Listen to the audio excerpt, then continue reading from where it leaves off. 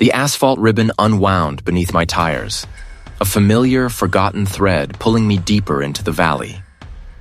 Oakhaven. The name itself felt like a sigh whispered through skeletal branches, a place perpetually on the cusp of forgetting and being forgotten. For years, I had held it at arm's length, a faded photograph in the back of my mind, its edges curling with disuse. Now the summons had arrived, crisp and final, demanding my return. My grandmother's funeral. The air grew heavy as I descended, the scent of pine needles and damp earth thickening, pressing against the car windows. Sunlight, once bright, seemed to diffuse into a perpetual twilight, caught in the dense canopy of ancient oaks that gave the town its name. My breath hitched. This was not the Oakhaven of my fragmented memories, not the sun-dappled haven of childhood summers. The silence was the first trespass, a profound, unnatural hush that swallowed the drone of my engine, leaving only the sound of my own blood pulsing in my ears. No distant barking dog, no faint laughter carried on the wind, no whir of a lawnmower. Just an immense, watchful quiet. The town square, usually a sleepy tableau of parked cars and idling residents, was eerily barren. The general store, its paint peeling like sunburned skin, stood sentinel, its windows dark, reflecting only the gray sky. A faded banner, proclaiming a long-past harvest festival, sagged across the entrance to the community hall, a ghostly smile in the stillness. I parked near the old stone church, its bell tower stark against the bruised clouds. Even the air here felt different, thin and sharp, carrying the faint metallic tang of rain that hadn't yet fallen. As I stepped out, the gravel crunched under my boots, each sound echoing with an exaggerated clarity that made me wince. A flicker of movement at the corner of my eye. Her posture was unnervingly rigid, her head bowed in what seemed less like sorrow and more like a permanent state of contemplation. I waited, expecting her to turn, to offer some small sign of recognition for the prodigal grandson. I walked towards the church, my gaze sweeping the silent storefronts. Their faces, when I caught a glimpse, were smoothed of expression, their eyes distant, as if gazing inward. No smiles, no nods, no raised hands in greeting. Just a uniform blankness that unnerved me more than overt hostility ever could. My grandmother, for all her eccentricities, had been a fixture here, known by all. Yet their faces held no flicker of shared grief, no warmth of collective memory. They were simply present. A prickle crawled up my spine, the familiar sensation of being observed. I glanced over my shoulder, then scanned the windows of the houses lining the street, their curtains drawn tight, their facades like eyeless faces. It was as if the town itself held its breath, its collective gaze fixed upon me, the outsider who had dared to disturb its placid dormancy. The handful of mourners, the same blank-faced individuals I had seen earlier, stood like figures in a diorama, their presence more spectral than real. I tried to connect with them, to offer a shared memory of my grandmother. Their responses were clipped, their eyes evasive. "He was a good woman," a man with a weathered face murmured, his gaze drifting past my shoulder as if searching for something just beyond my perception. Always was. The words were rote, devoid of the warmth of true remembrance. It was as if their memories of her, and perhaps of everything, were thin, worn threads, about to unravel. After the graveside ceremony, a bleak affair under a sky the color of slate, I found myself driving the short, familiar path to my grandmother's house. The old Victorian stood on a small rise, partially obscured by overgrown rhododendrons. Its clapboard siding faded to a pallid gray. The air was stagnant, thick with the scent of dust, dried flowers, and something else. Something subtly acrid, like old paper left to decay in a forgotten corner. I stepped inside, my footsteps echoing on the bare wooden floors. I reached for the light switch, but my hand paused. A deep, unsettling intuition settled upon me. The entryway, once narrow and welcoming, now felt vast, the ceiling impossibly high. The grandfather clock, which should have stood against the far wall, was absent. My heart began to beat a frantic rhythm against my ribs. I moved slowly, cautiously, my hand trailing along the dusty wall. The layout was wrong, terribly, subtly wrong. The living room, which should have been immediately to my left, was gone, replaced by a long, unlit hallway stretching into impenetrable gloom. Where was the small den with the overflowing bookshelves? Where was the sunroom that overlooked the wild garden? This was my childhood home, slightly wrong rooms in the wrong order. The familiar architecture had been subtly, unnervingly rearranged, like pieces of a puzzle shifted by an unseen hand. It wasn't just a house. It was a labyrinth of dislocated memory. I was not just back in Oakhaven. I was lost within it, and the town, silent and watchful, seemed to know it. The air in the old meeting hall, thick with the scent of lilies and damp earth, clung to me like a shroud. Oakhaven's inhabitants, a muted tapestry of familiar faces aged by sun and forgotten sorrows, gathered for the funeral. My grandmother's passing had drawn them, a silent assembly under the pallid glow of electric lanterns, their murmurs soft as falling ash. After the eulogy, a brief sterile recitation by a distant relative, the room dissolved into a hushed wake. I moved among them, a solitary current in a slow-moving river, attempting to bridge the chasm of years. "Cole," a voice rasped, startling me. It was an old classmate, his face a roadmap of lines I barely recalled, but his eyes held a ghost of shared history. "It's been a long time." "Too long, I suppose," I replied, forcing a smile. "How have you been? And do you remember much about my grandmother lately?"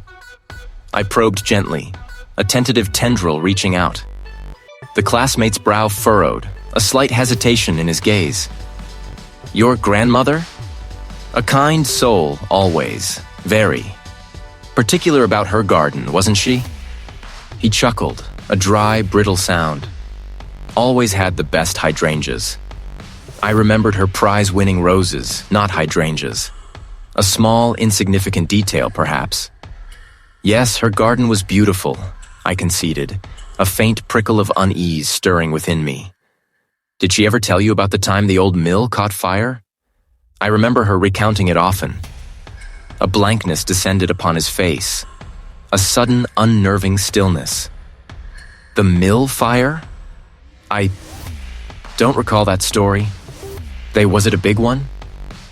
He looked genuinely puzzled, his eyes drifting towards the window as if searching the twilight for a forgotten smoke plume. I moved on, a growing disquiet settling in my bones. I approached an elderly woman, a former neighbor, his hands gnarled like ancient roots. "It's Cole," I said softly, bending to catch his gaze. "Grandmother's grandson." He blinked slowly, a faint smile gracing his lips. "Cole, dear, you've grown. Your grandmother. He was a lovely woman. Always so fond of her little dog, wasn't she?" My grandmother had never owned a dog. He had a cat, a perpetually aloof Siamese named Serafina. "A cat, actually," I corrected, my voice betraying a hint of strain. "A Siamese. Serafina." The woman's smile remained, unwavering, but her eyes held no recognition of my words. "Oh, a cat then. Well, I always remembered a little pet. Such a dear old thing, your grandmother." Her gaze drifted, unfocused, towards the distant wall. It wasn't just individual memory lapses. It was a peculiar collective rewriting. I asked about recent town events. The new bridge completed only a few years ago, the seasonal fair that had been a fixture since my childhood. Each query was met with vague shrugs, hesitant half-answers, or outright bewilderment. The bridge was always there, the fair, a distant memory. Though I recalled its vibrant posters from my last brief visit years prior, their recollections were like smoothed stones, worn down by an invisible current, All sharp edges and distinguishing marks eroded.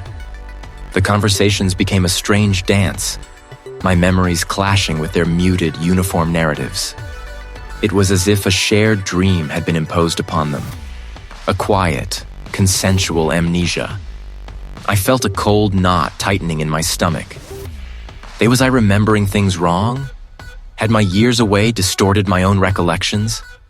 The possibility was a chilling one, gnawing at the edges of my perception. I had always trusted the vivid tapestry of my past, but here, in Oakhaven, it felt as though the threads were being systematically snipped. Their eyes, though kind, held a distant, almost placid quality. They didn't seem distressed by their own fractured recollections, nor did they question mine. It was simply the way things were. This placid acceptance was perhaps the most unsettling aspect of all. There was a uniformity to their responses, a consensus of quiet forgetfulness that felt deeply unnatural. I retreated from the gathering, the weight of their collective amnesia pressing down on me. The twilight had deepened, painting the valley in shades of bruised purple and charcoal. The front door groaned a familiar lament, but the entryway felt off. The coat rack, usually a sentinel by the door, was gone. A phantom impression on the wallpaper. I stepped into the living room, and the fireplace, once grand and central, was now a small, recessed anomaly on the side wall, dwarfed by an empty stretch of plaster. My stomach tightened. This wasn't just old age or neglect. It was a deliberate, impossible shift. The kitchen, with its chipped ceramic tiles and scent of forgotten spices, was suddenly too large. The back door where the dogwood tree used to scrape against the glass now opening onto a wall of dense ivy. The staircase, always creaking under my childhood weight, now seemed to ascend to a landing that simply wasn't there before. A window overlooking a stretch of woods I didn't recognize. This wasn't just Oakhaven forgetting itself. It was actively remaking itself, erasing the very foundations of my memory, piece by painstaking piece. I stood in the heart of my past, and it was alien, a meticulously crafted lie. What kind of entity could rewrite not only the minds of an entire town, but the very architecture of its oldest structures? And what would it rewrite next? Myself? The door to my grandmother's house groaned, a sound like an old man clearing his throat as I pushed it open. A tide of stale air, heavy with the scent of forgotten lavender and dust, washed over me. This was the place where I had chased imagined monsters and built empires from sofa cushions, yet now it felt subtly askew. I stepped inside, my boots thudding softly on the threadbare rug in the entryway. The coat rack, a twisted iron silhouette I remembered from countless winters, stood in its usual place, but the shadow it cast on the wall was too long, stretching like a reaching limb. The living room, to my right, felt smaller, the ceiling lower than I recalled, and the window, where the morning sun used to spill across a chipped ceramic bird bath, was now a solid stretch of wall, replaced by a narrow, unfamiliar alcove I had no memory of. It was as if the house itself was forgetting its own blueprints. A chill, not of temperature, but of dread, seeped into my bones. I moved through the quiet rooms, each step a testament to the deepening unease. The kitchen, once bright with the clang of pots, was muted. The light filtered through grimy panes. The pantry door, which I swore had always been beside the stove, now stood across the room near the back exit. My grandmother's things lay untouched. Stacks of old newspapers yellowing on a side table, a half-knitted shawl draped over a rocking chair, a teacup with a dried-up residue on the rim. My purpose was clear: to clear out her belongings, to find some anchor in this sea of forgotten memories. I needed answers. I started in her study, a room usually cluttered with books and papers, now eerily neat. The desk, an ancient oak behemoth, was bare save for a single tarnished silver pen. I ran my fingers over its cool surface, a faint tremor running through me. I pulled open drawers, one after another, finding only mundane items. Old bills, dried-up inkwells, a collection of smooth river stones. Nothing. Then my gaze fell upon a small, ornate wooden box tucked away in the very back of the bottom drawer, almost hidden by a stack of moth-eaten legal pads. It was not a box I recognized. I pried it open with a fingernail, a faint click echoing in the silent room. Inside, nestled on a bed of faded velvet, lay a single leather-bound journal. It was old, the leather cracked and worn, the pages within thick and yellowed. The edges were dog-eared, some corners torn. My grandmother's elegant, looping script filled the first few pages, a familiar hand detailing mundane observations about the weather, garden notes, and local gossip. But as I turned the pages, the script began to change. It became tighter, more cramped, the lines sometimes slanting wildly across the page. They grow louder. One entry read, "The ink pressed so hard it had nearly torn the paper." They steal the edges of things. Faces, names.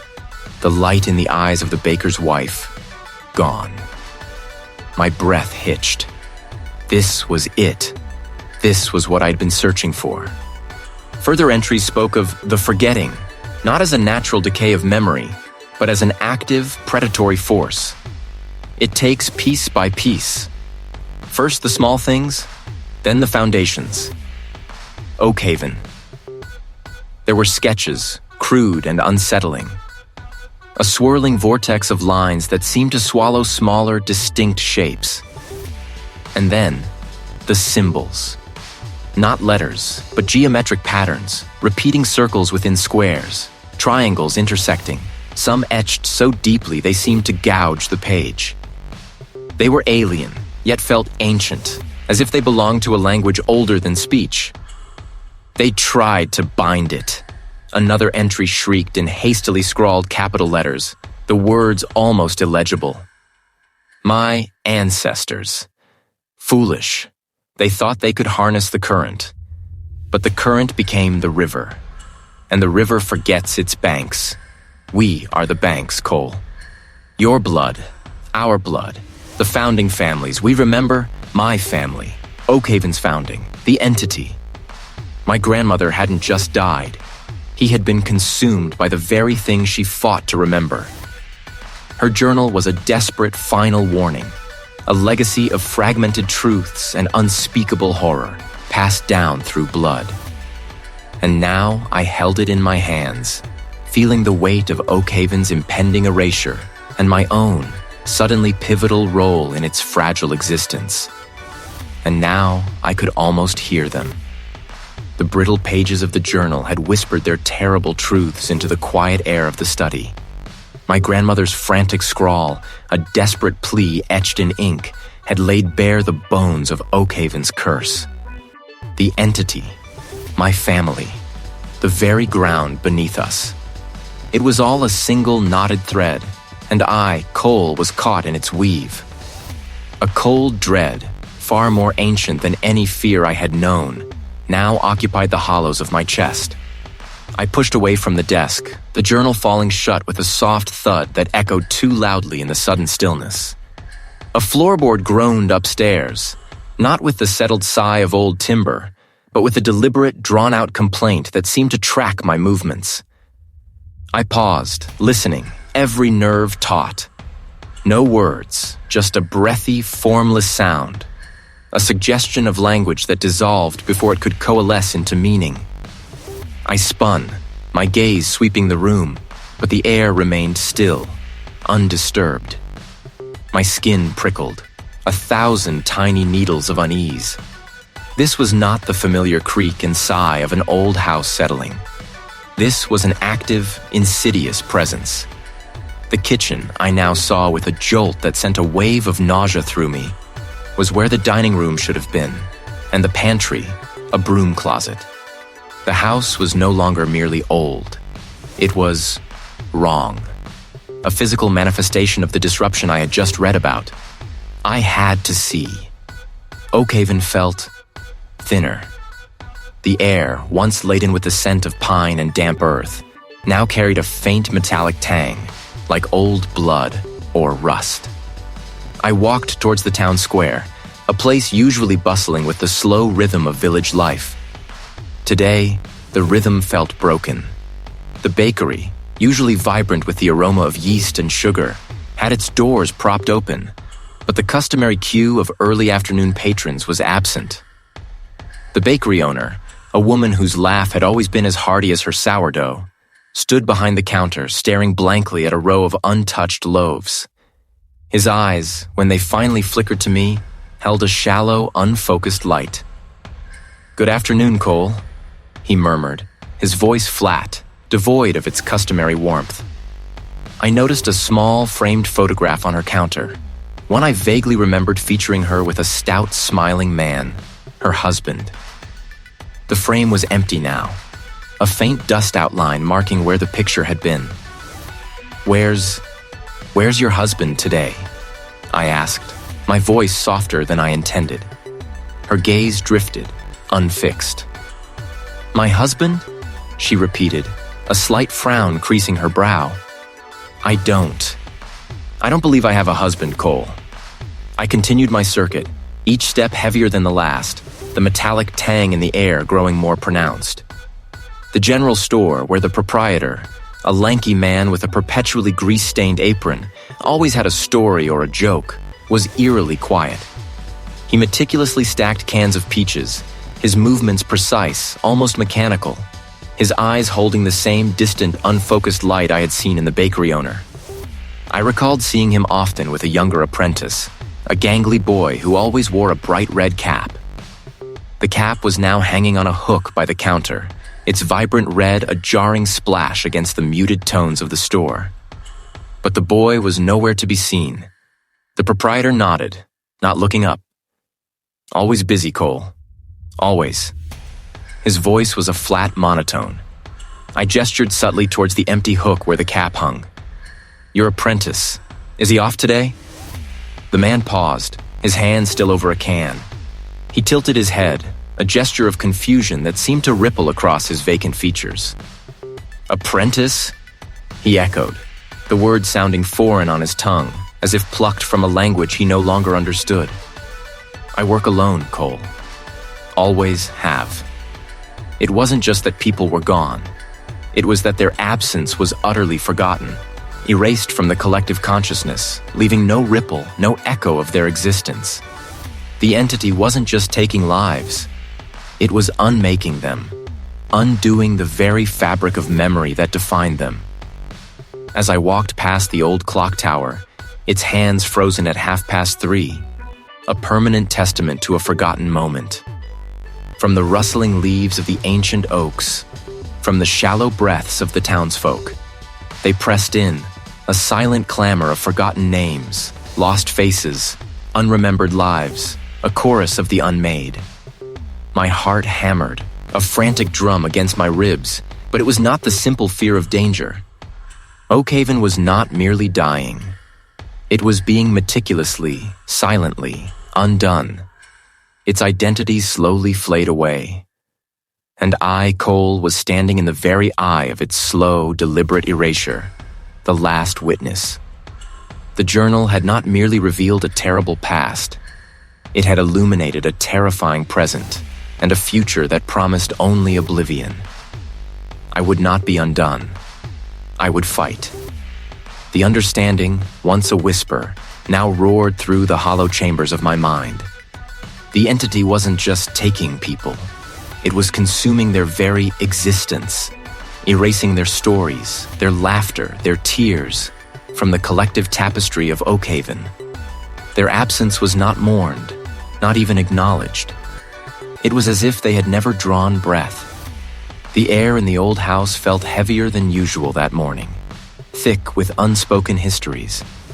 My grandmother's journal lay open on the kitchen table, its brittle pages whispering secrets I was only just beginning to decipher. My fingers traced the cryptic lines, the abstract symbols he had painstakingly etched into the margins, symbols that now felt less like a madwoman's scrawls and more like desperate warnings. The old mill. I remembered it as a child, a place of forbidden fascination, its skeletal structure looming against the twilight sky like a forgotten sentinel. No one had worked it for decades, not since the river changed its course and the lumber trade dried up. It stood now as a monument to Oakhaven's slow, quiet decline. Before I left, a familiar unease pricked at me. I walked through the house, a ritual of checking locks and windows, but also a subconscious attempt to ground myself. It was as if the very architecture of memory was being subtly rewritten, piece by agonizing piece. The journey to the mill was short, yet it felt like traversing an uncharted wilderness. The paved road quickly gave way to a gravel path, then a rutted dirt track overgrown with weeds and brambles. The trees here were older, their branches gnarled and skeletal, reaching like grasping claws towards a sky that seemed perpetually bruised. The silence was profound, broken only by the crunch of my boots and the distant, almost imagined whisper of the creek. Then, through a thinning veil of ancient pines, I saw it. The mill. It was larger, more imposing than my childhood recollections, a hulking silhouette of warped timber and rusted corrugated iron. Decay clung to it like a second skin, the roof sagging in places, windows shattered into gaping, lightless eyes. A single, enormous water wheel, half submerged in the stagnant creek, stood frozen in time, its wooden paddles encrusted with moss and grime, a silent testament to its long-dead purpose. The air here was heavy, thick with the scent of damp earth, decaying wood, and the metallic tang of rust. It tasted ancient. I pushed open the heavy, groaning main door. Dust motes danced in the sparse shafts of light that pierced the broken windows, swirling like phantom snow in the stale air. The scale of the place swallowed me whole. Giant gears, their teeth corroded and black, rose like petrified beasts from the grimy floor. Conveyor belts, rotted and snapped, hung like discarded ribbons from the ceiling. The machinery, once vibrant with purpose, now stood as inert monuments to a forgotten industry, draped in cobwebs and a thick, velvety layer of grime. My grandmother's journal, clutched tight in my hand, was my only compass. The drawing of the water wheel, the cryptic phrase. I circled the perimeter, my flashlight beam cutting through the gloom, illuminating the intricate, dangerous landscape of forgotten industry. My breath plumed in the cold air. It was behind a colossal, immobile grinding stone, half buried in years of accumulated sawdust and detritus, that I found them. Carvings. Not the crude scrawls of a child, but intricate, deliberate etchings into the rough-hewn stone. They mirrored the symbols in my grandmother's journal perfectly. Swirling lines that converged and diverged, interlocking patterns that seemed to shift and writhe in the flickering light, forming a disturbing, almost hypnotic tapestry. They weren't depictions of anything recognizable. Instead, they felt like the very language of dissolution, of things unmade. The stone felt unnaturally smooth in places, worn by more than just time. As my hand moved over one particular pattern, a faint tremor ran through the stone beneath my palm. A deep, resonant thrum, almost imperceptible, vibrated through the floorboards. I pressed harder, searching, feeling for any give, any subtle shift. And there it was. A thin seam, barely visible, running vertically through the wall of carvings. With a surge of renewed resolve, I braced myself against the grinding stone and pushed. The stone wall, heavier than I anticipated, groaned. A sound of ancient gears grinding, of forgotten mechanisms stirring to life. Dust rained down, thick and choking, momentarily obscuring my vision. Slowly, grudgingly, a section of the wall swung inward, revealing a yawning blackness beyond. A hidden passage. This was it. The path my grandmother had hinted at, the churning heart where echoes faded. The old mill's maw gaped, a ragged tear in the twilight. Its timbers, long bleached by sun and rain, groaned in a wind that tasted of rust and decay. I stood before it, the air heavy with an unspoken promise, a cold dread blossoming in my chest. The river, once the mill's lifeblood, had abandoned its course decades ago, leaving the structure a skeletal monument to forgotten industry. Rooms in the wrong order, shadows stretching too long, the scent of dust replaced by something cloying and unfamiliar. It was a disquieting sensation, a slow, insidious shift that mirrored the unsettling changes sweeping through Oakhaven. This mill, I knew, held a deeper, more primal distortion. I pushed open the heavy, splintered door. It shrieked on protesting hinges, a sound that echoed not just through the cavernous mill, but deep within my own bones. The passage wasn't immediately obvious. Then, beneath what must have once been the main grinding stone, I saw it. A rough-hewn opening, barely wide enough for a man to squeeze through, descending into the earth. It wasn't built. It was carved, as if the rock itself had yielded to some ancient, persistent will. Taking a deep, shuddering breath, I lowered myself into the maw. My hands scraped against rough, damp stone, the texture gritty and unyielding.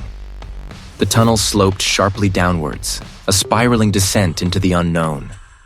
Each breath I drew felt thin, inadequate, as if the very oxygen was being leached from the air. The passage narrowed, then widened into a series of interconnected chambers, a labyrinthine network of rough-hewn tunnels. Deeper I went, the sense of being utterly alone growing into a suffocating shroud. I began to notice things etched into the rock face. Not carvings exactly, but grooves, patterns that seemed too deliberate to be natural. They were swirling, serpentine designs, repeating in a hypnotic rhythm, reminiscent of roots or veins. Ritualistic. The air grew thick with a new odor now, a musky fungal smell overlaid with something else, something ancient and dry, like dust from a forgotten tomb. My beam flickered across a wide chamber and I froze. There, embedded in the very rock, were bones. Not scattered, but fused, as if they had grown from the stone itself. Ribs, vertebrae, fragments of what might have been a skull, all calcified and gray, their forms indistinct yet undeniably skeletal. The air grew warmer, humid, and the musky scent intensified, now mixed with something sickly sweet, like decaying fruit. I pressed onward, drawn by an awful magnetic pull, my fear warring with a desperate need to understand.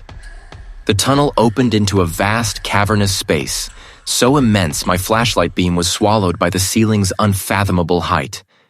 And there, in the center, was the source of the thrumming, the warmth, the sickening sweetness. It was a growth, an obscenity of organic matter, pulsating with a slow, deliberate rhythm. It wasn't plant nor animal, but something utterly alien, yet disturbingly of this earth. It was a vast hemispherical mound, its surface a mottled tapestry of deep purples and bruised reds, crisscrossed with thick, glistening tendrils that writhed almost imperceptibly. From its surface, smaller, finger-like projections extended, some retracting slowly, others reaching out, as if blindly searching. And from these projections, a clear, viscous fluid oozed, collecting in shallow depressions around the base, reflecting the dim, pulsing light. This was it. The feeder. This was not a metaphor, not a trick of the mind. This was real. This was alive. And it was waiting. My breath hitched in my throat, each beat of my heart a violent tremor. The air here was heavy with its presence, thick with the smell of its slow, deliberate consumption. I could feel its awareness, a vast, silent consciousness that had begun to stir, to recognize my intrusion. I was no longer an observer. I was prey. The river, once the mill's lifeblood, had abandoned it, leaving behind a scarred, rocky channel that snaked into the earth's shadowed maw. This was the path. I descended into the throat of the earth, the ground beneath my feet crumbling with the ancient dust of forgotten things. The path dipped and twisted, a labyrinth carved by time and erosion, and a faint, earthy smell, not unpleasant, yet deeply unsettling, grew stronger with every downward turn. My light, now a trembling hand, swept across a cavern of impossible size, its ceiling lost in the blackness high above. Stalactites hung like frozen tears, and the walls gleamed with mineral deposits, catching the light in brief, glittering blinks. But it was not the grandeur of the cavern that stole my breath. It was the gathering at its heart. A circle of figures, perhaps 24, stood motionless. They were townsfolk. I recognized the baker, his usual flour-dusted apron now stained with grime. The old fisherman, his leathery face slack, his hands clasped before him. Even the librarian, whose spectacles usually perched on her nose, now hung askew from her pocket. Their faces, usually etched with the familiar weariness of Oakhaven life, were smoothed, empty. Their eyes, wide and unblinking, stared not at each other but inward, or perhaps through some veil I could not perceive. No words passed between them, no rustle of clothing, no shift of weight. They stood in perfect, terrifying stillness. A low, resonant hum began to pulse through the cavern, vibrating in the soles of my feet, then rising into my chest. It wasn't a sound I heard with my ears alone, but one that resonated deep within my bones. A chorus of unspoken thoughts. As the hum intensified, I noticed subtle changes in the figures. A faint, almost imperceptible tremor passed through them, like leaves stirred by an unfelt breeze. Then, a light, a soft, ethereal luminescence began to emanate from their bodies, not a glow of their own, but as if their very essence was being drawn out, made visible. It was a shimmering haze, coalescing above the circle, twisting and swirling like smoke in a silent dance. And then I felt it. Fragmented images, emotions, memories not my own, began to seep into my consciousness. A child's fleeting joy at a summer afternoon, the sting of a forgotten disappointment, the warmth of a shared meal.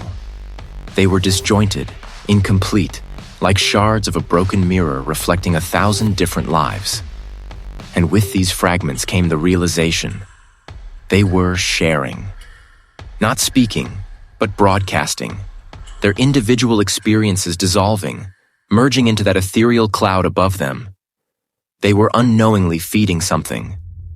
The hum grew stronger, and with it, an insidious, profound sense of peace began to wash over me. It was a siren song to the weary soul, promising surcease from the burden of individual thought, of worry, of pain. My own memories, sharp and distinct moments of my life, the scent of my grandmother's kitchen, the sting of my father's goodbye. Cumbersome. The entity, this vast, silent consciousness, was offering an escape, a gentle dissolution into a collective embrace.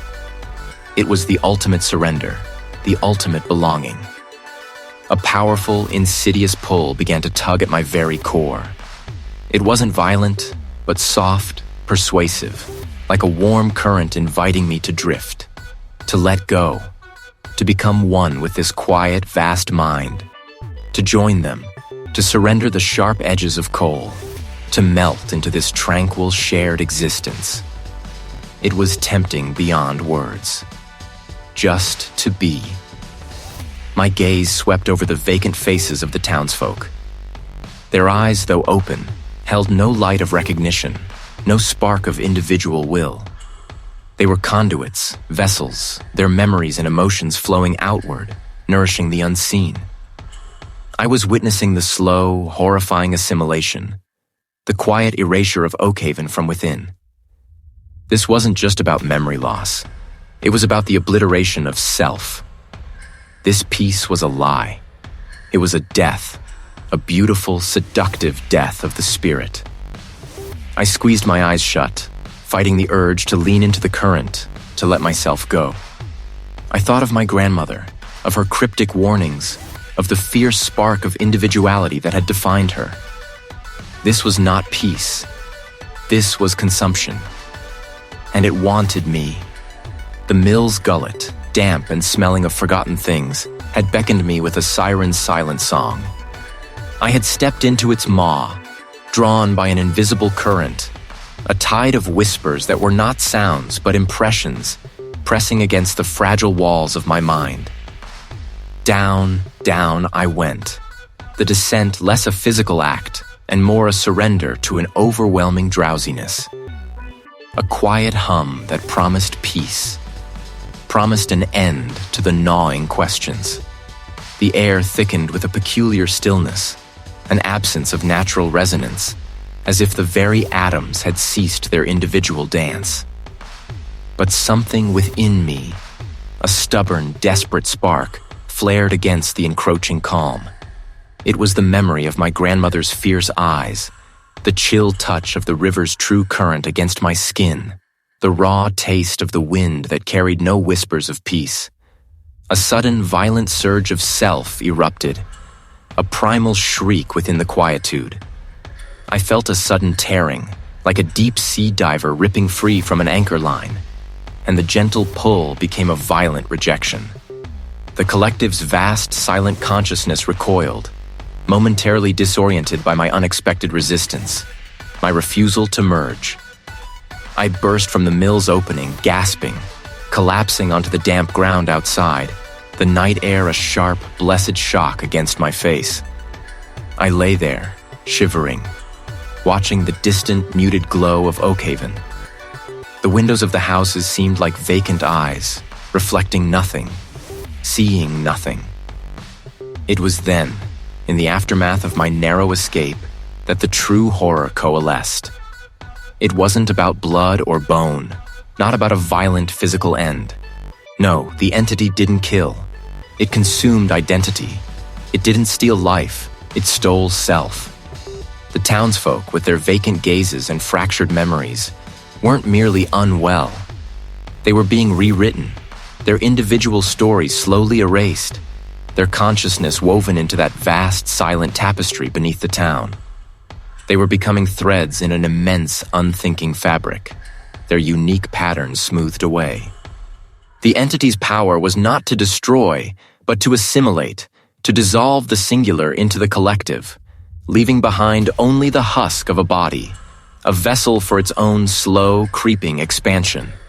The thought of its disorienting layout, a physical manifestation of the town's unraveling, sent a fresh wave of unease through me. But it was the only place. My grandmother's last sanctuary, where he had tirelessly charted the entity's creeping dominion. The walk back was a blur of heightened senses. I slipped through the back door of the house, the familiar latch offering no comfort. I moved through the altered rooms, each turn a jarring surprise. The kitchen was where the living room should have been. A phantom staircase spiraled where a solid wall once stood. It was a labyrinth of memory, a physical echo of the fractured minds outside. The entity's tendrils, I realized, reached even here, subtly reshaping the familiar. I found my grandmother's study, miraculously undisturbed, its contents a chaotic testament to her desperate final days. Stacks of journals, loose-leaf pages covered in her spidery script, arcane symbols, and cryptic notations. Her research, my only guide. I sifted through the papers, my fingers trembling.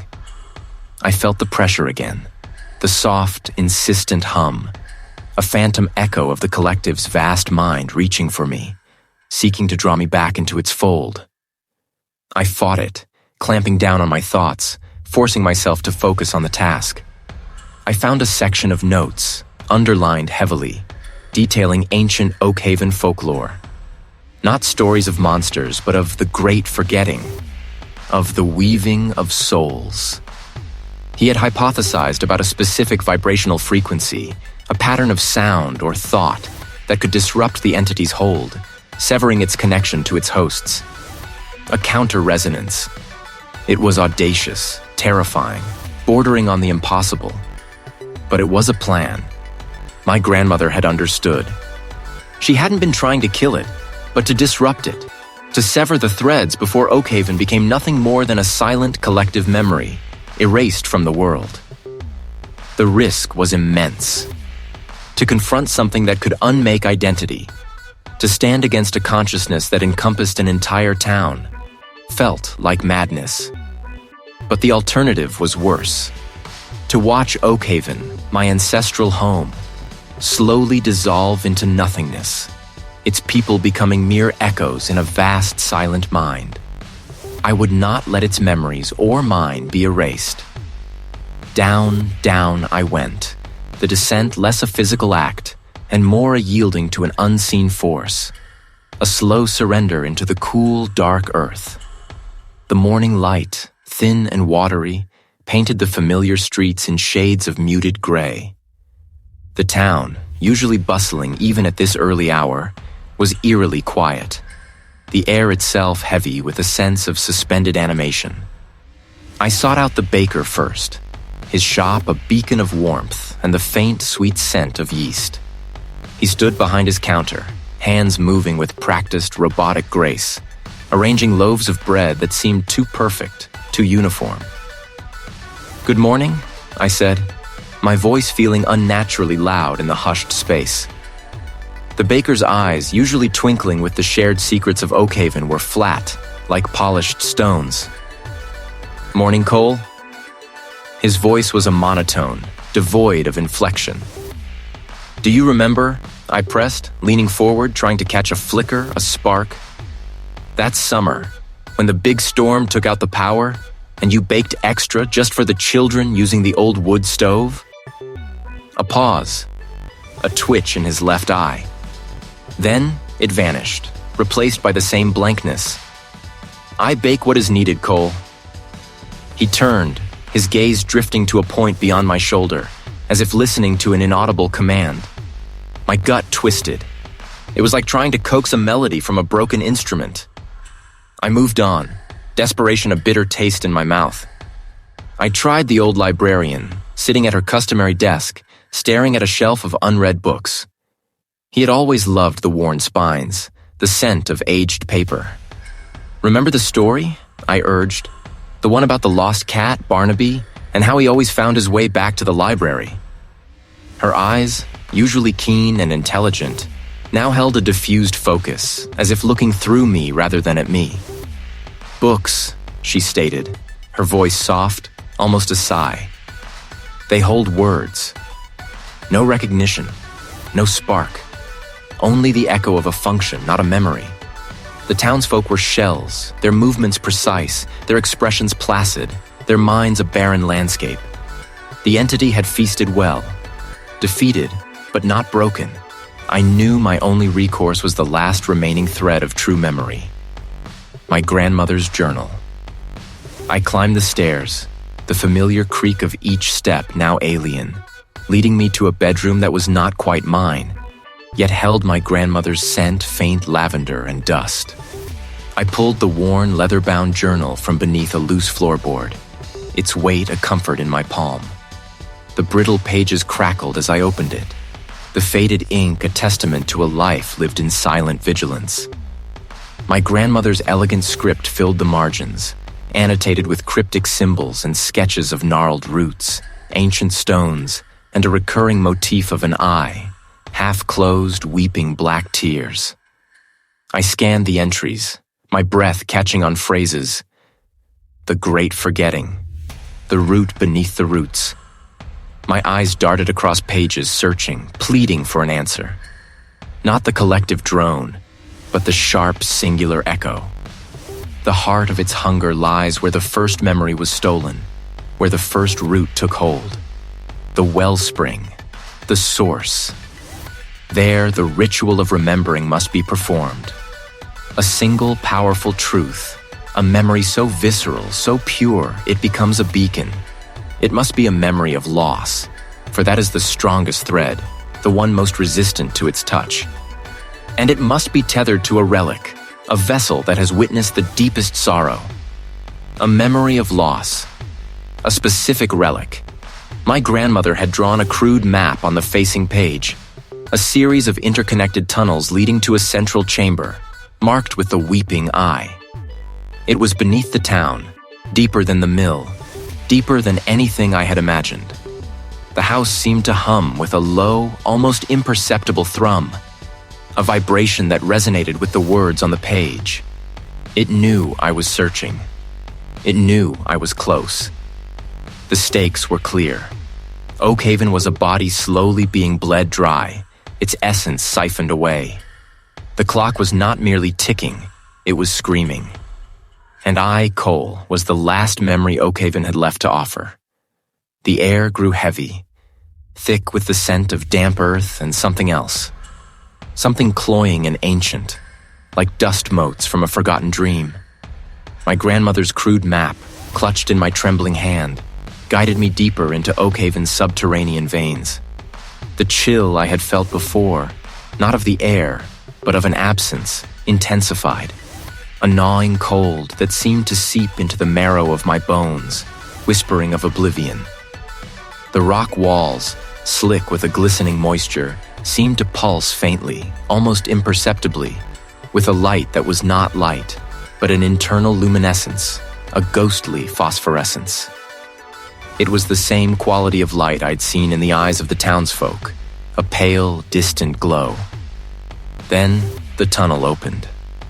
I stood on the precipice of a vast, cavernous space, a chasm carved not by water or tectonic shift, but by something alien, something that felt grown. It was immense, stretching into an unseen ceiling, the edges lost in an impenetrable gloom. It was a mass. Organic, yes, but not of flesh and blood. Nebulous tendrils, like strands of forgotten thoughts, reached out from its shimmering form, coiling and uncoiling in slow, deliberate rhythms. Within its depths, I saw flickers. A child's laughter, a weathered hand turning soil, the stern face of an old pioneer, the quiet grief of a widow. These were not mere images. They were sensations, emotions, entire lives compressed and replayed in an endless, silent loop.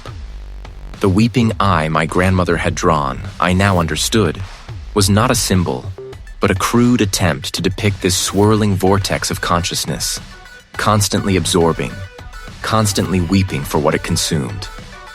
This was it. This was the ancient entity, the devourer of Oakhaven's collective soul. It wasn't malicious in a human sense, but relentlessly, instinctively hungry. I gripped the relic, a smooth river stone, warmed by my grandmother's touch, that I had found hidden in her belongings. It felt solid, grounding, a small anchor against the encroaching tide of fractured pasts. I focused my will, a desperate, defiant spark against the entity's overwhelming presence.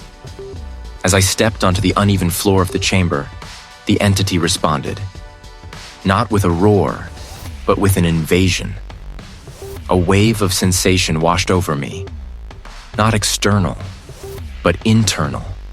A torrent of foreign memories flooding my consciousness. I saw glimpses of lives I hadn't lived, felt griefs I hadn't endured, tasted joys that weren't mine. It was overwhelming, disorienting. My own sense of self began to blur at the edges, my identity a small boat caught in a vast, turbulent ocean. Then, it targeted me, directly. My mind reeled. The wallpaper was a different pattern. The light filtered through unfamiliar curtains. I saw my grandmother, younger, standing in the distorted kitchen, her eyes wide and blank, a faint, internal glow behind them. This was its method, to absorb, to erase, to make me part of its endless, silent tapestry. I squeezed the relic in my hand, its smooth surface a small, tangible truth. I closed my eyes, fighting against the onslaught, forcing myself to remember my memories. My grandmother, my home, exactly as they were, the real ones. I pictured the worn armchair by the window, the crooked picture frame, the scent of old books. I clung to them, to the specific individual details that defined my life, my past. It was a brutal internal struggle. a battle for the very core of my being. The entity roared, a soundless psychic wave of frustration as my resistance flared. I wasn't just resisting, I was attacking, a single sharp shard of individuality against an ocean of collective consciousness. The light and shadow of the entity pulsed erratically, its deep hum rising in pitch, a dissonant chord of unease. My head throbbed, a splitting pain behind my eyes, as if my brain itself was being torn between two realities. I felt my grip on the relic tighten, my knuckles white. This was not a fight of muscle, but of spirit, a desperate reckoning for Oakhaven's soul and my own. The tendrils, not truly light nor shadow, but the fabric of a stolen consciousness, pressed inward. They sought to unravel the very threads of me, to smooth away the rough edges of my individuality, and weave me into the grand, silent tapestry of Oakhaven's oblivion. I saw my grandmother, not as he was, but as a flickering image, her eyes wide with a silent plea, her face a map of memories I knew were mine, not the entity's bland approximations. No, I thought, a whisper that became a roar within the echoing chamber of my skull. No, my own memories, raw and unyielding, became my shield. The scent of wood smoke from a long-gone autumn, the grit of gravel under bare feet on a summer morning, the exact, uneven seam of a specific floorboard in my true childhood home. These were anchors. They were defiant shouts against the encroaching stillness. I focused on the discord, the jarring dissonance between what the entity offered and what I knew, deep in the marrow of my bones, to be real. A crack, not heard but felt, split through the simulated reality. It was a psychic fracture, a ripple through the entity's vast, tranquil surface. The tendrils recoiled, not in pain, but in bewilderment, as if my stubborn, singular self was an indigestible shard. Walls shimmered, the air grew thick with a sudden suffocating pressure, like being submerged in mud. It was not a victory cry, but a wail of trauma. The pressure intensified to an unbearable degree, threatening to crush my mind. I clamped my hands over my ears, though the sound was not external but internal, a maelstrom of mental debris. Then, as abruptly as it began, it ceased. The room around me, though still undeniably wrong in its configuration, no longer hummed with that insidious, quiet power. Pushing myself up, my limbs felt heavy, as if I'd just run a marathon through a swamp. I stumbled to the window, but the street itself was different. The townsfolk were no longer moving with that eerie, unified purpose. They stood or wandered aimlessly, like puppets whose strings had been cut mid-performance. I saw a grocer staring blankly at his own hands, then at the empty storefront, a profound confusion etching lines on his face. A young woman, once a barista at the local coffee shop, knelt on the sidewalk, weeping softly, clutching a worn photograph to her chest. Her tears seemed to be for a memory just out of reach, a phantom limb of her past. They knew something had happened, but the full scope of it remained a blurry, terrifying unknown. I watched a pair of elders standing near the town square, their faces etched with a shared bewilderment. One reached out a trembling hand to touch the other's arm, a gesture of tentative connection. A flicker of something passed between them, a spark of a memory, perhaps. They remembered faces, perhaps names, but the rich tapestry of shared lives, the intricate details that made up years of companionship, seemed to have been shredded. They were shells, partially refilled, but with gaps where vital pieces used to be. The victory, if it could even be called that, tasted like ash. I had ripped Oakhaven from the entity's grasp, but I had not restored it. Could I bear witness to their daily struggles, their constant aching confusion? Could I help them rebuild, piece by agonizing piece, a community from the shattered fragments of what once was? But the thought of staying, of forever living in the aftermath of such profound loss, felt like a life sentence. The air, once thick with the entity's insidious presence, now simply hung heavy with sorrow.